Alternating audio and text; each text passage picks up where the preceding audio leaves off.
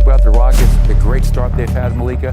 9-1 their last 10 games. They've won 4 games in a row.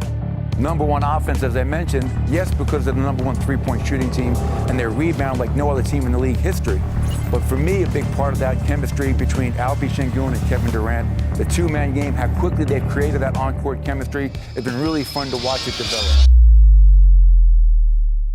The Houston Rockets are finally doing the thing that was missing early in the season. They're winning the tense ones, the ugly ones, the games where every possession feels like it's being graded. Because back in October, this team kept arriving at the same spot. Close game, late clock, one stop away, and then they'd play like the floor tilted. Picked up by Sengun, ahead to Durant, has Thompson, throws it up to him. And we see the key. So let me ask you this. If I told you Houston is sitting fourth in the West, riding a win streak, and they just smoked Brooklyn by 24 on New Year's Day, you'd say they're fine, right? Then why does it feel like something's off? Why do the wins still feel like they're holding their breath in the fourth? And why do the losses feel like the basketball gods picked Houston to test the clutch conversation?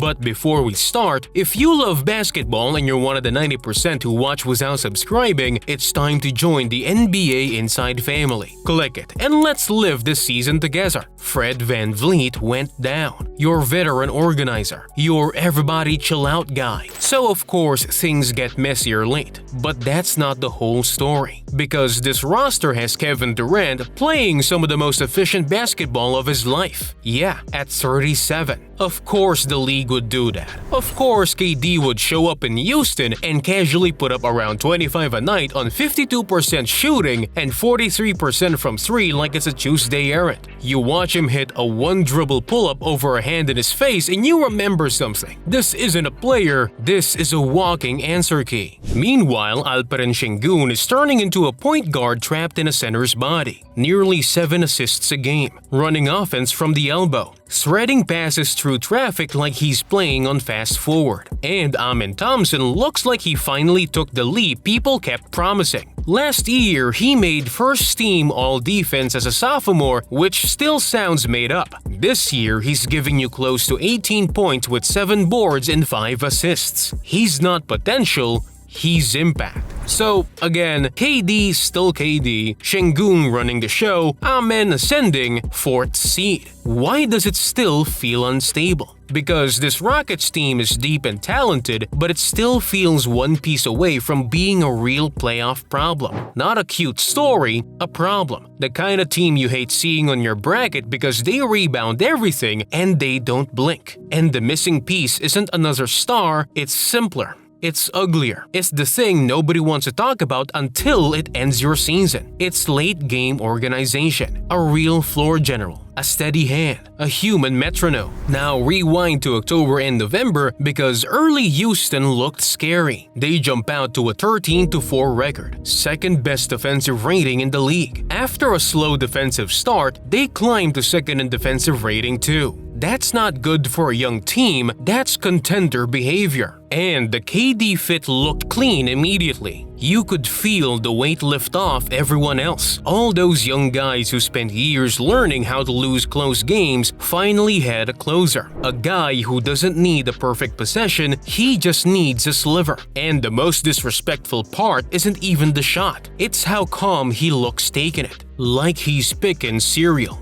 The vibes were perfect. The rotation made sense. The wins stacked. Then December hit and the whole thing got exposed. Not because Houston suddenly became bad, because December is when the league stops treating you like a fun story. Teams lock in, travel piles up, legs get heavy, your identity gets stress tested. Houston loses 5 of 7 in the middle of the month. Their defense, which had been elite, drops to 23rd for December. On the road, it's even worse, near the bottom of the league. And then Ime Udoka says the quiet part out loud after a loss to the Clippers. He basically says they got outworked by a team he didn't even think played that hard that night. That's not a tactical critique, that's a character check. Now yes, context matters. Van Vliet is out. He's your organizer, your veteran voice, your clock manager. So the sloppiness makes sense. But here's what December really revealed. Houston has a crunch time problem, and it isn't about talent. It's about structure when the air gets thin. Here are the numbers that make you wince. They're 1 of 4 in overtime this season. 3 overtime losses in a single week in December. And it wasn't only against elite teams. Apart from Denver, a lot of those games were against teams Houston should handle. When you watch the endings, you see the same pattern. The offense goes still, guys stand, the ball sticks, spacing gets weird. Then someone, usually KD or Şengün, has to bail the possession out with a tough isolation shot. And this is where it gets uncomfortable. Houston is near the top of the league in isolation frequency, but they're in the bottom third in points per possession on those isolations. Translation, they're choosing the hardest shot type at the worst time, and they're not even great at it yet. That's like trying to land a plane in the rain because you wanted to prove you can. Now layer in the mistakes that compounded. The late fouls you didn't need. The turnover on a clean possession. The one defensive breakdown where someone loses the corner shooter and suddenly you're down 3. It looks like a young team learning how to win. And you can see it in tiny moments that don't show up in the recap. A rushed inbound where nobody looks at the referee. A possession where 3 guys point and nobody cuts. A KD post-up where the help comes early and the kickout arrives late. This is something you'd see, and we're finally getting a look of it against Durant, the Cavs. one-on-one, the 3 over. Are you kidding me? Then the next trip down, the same thing happens, and you can feel the other bench relax. That's the part that scares playoff teams in a good way and scares Houston fans in a bad way. Because the talent is real, but the margins are real too. And late-game basketball is basically a contest of margins. It's small until it decides your season, which is weird because they have KD, they have veterans, they have guys who've been in big moments. But here's the truth. Without a true floor general, crunch time turns into 5 different people trying to solve the problem separately. Talent turns into noise. And now for the twist. Because the obvious explanation is this is all because Van Vliet is out. It's not. The real problem shows up even when the lineup looks right. It shows up when the game slows down and opponents stop guarding Houston like a team and starts guarding them like a puzzle. In the final 5 minutes of close games, Houston doesn't only get stagnant, they get predictable.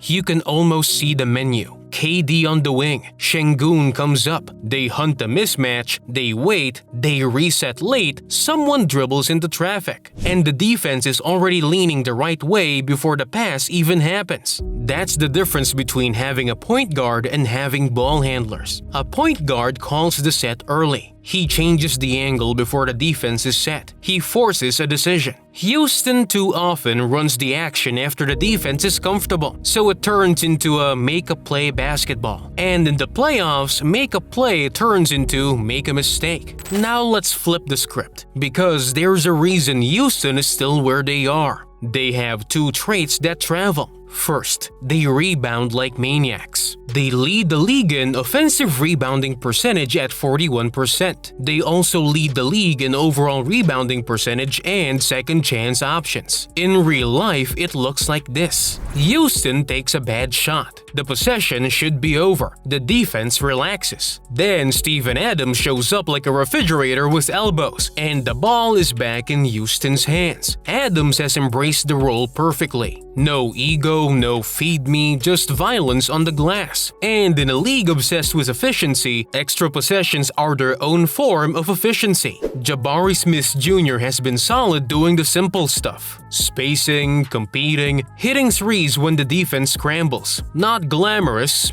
important. Second, Reed Shepherd has taken a real leap. Not a highlight leap, a coach trusts you late leap. He's giving you around 13 points and close to 4 assists while shooting 42% from 3 on real volume. That's why he's sniffing the 6-man conversation. He can shoot, he can read, and he doesn't flinch. Is he their starting point guard? Probably not yet. But he's 21 and already handling responsibility like he's been there. Van Vliet went down. Everybody was concerned. Oh, that's inside. Was Reed Shepherd ready? That matters. Terry Eason in the starting group has also helped. More energy, more pace, more edge. And then there's Amen. His defense is still absurd. Those closeouts make you rewind plays for no reason. This year, the offense is catching up. He had big nights on Christmas and right after, and he's making cleaner decisions. Hitting on Dylan Brooks that time. 3-on-1 Houston. Back to him, and Thompson, he taps it in.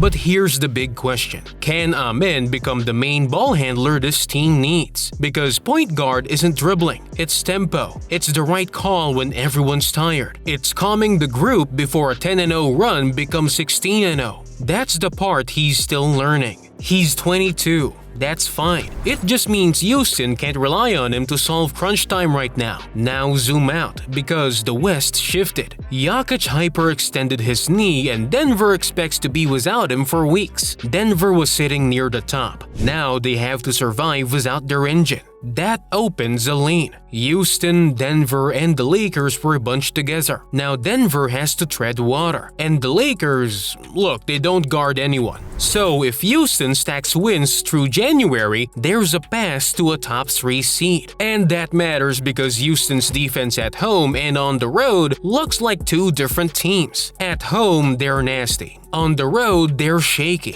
More home playoff games could be the difference between a first-round exit and the real run. The schedule helps too. There are winnable games coming. Games they should take. But should is where Houston gets tested. Because clean endings are still their weak spot. So where does that leave us? The Rockets are good. Legitimately good. KD is still a closer. Şengün is a mismatch factory. Amen is rising. Shepherd is a weapon. The role players know their jobs, but they're not complete. And the missing piece isn't sexy. It's a steady point guard who can organize the offense when the game gets tight. A veteran who can run pick and roll, manage the clock, get you one clean look when everything feels ugly. Call the set before the defense is set, because the other stuff is fixable. Late game execution improves with reps. The offense can get more fluid. The road defense can tighten. But you can't fake that calming presence. You either have it or you don't. Here's my honest read. They're 4 or 5 plays away from being in a different tier. That sounds small. It's not. That's the gap between nice season and nobody wants to play you. This team could make a real run if a few things break right. They also could flame out in the second round if the same late-game issues keep showing up. And that's what makes them stressful to watch. Not because they're bad, because they're close. So here's what I wanna know. Do you think Houston needs to trade for a real point guard? Or do you trust internal growth? Reed taking more reps, Amen learning, and Şengün continuing to steer. And if you want to trade, who's your guy? The boring vet who never turns it over, the mid-tier starter who keeps everyone calm, the not a star but your fourth quarter stop being weird type? Drop it in the comments. Because if Houston solves this one problem, they stop being a fun story, they become a problem.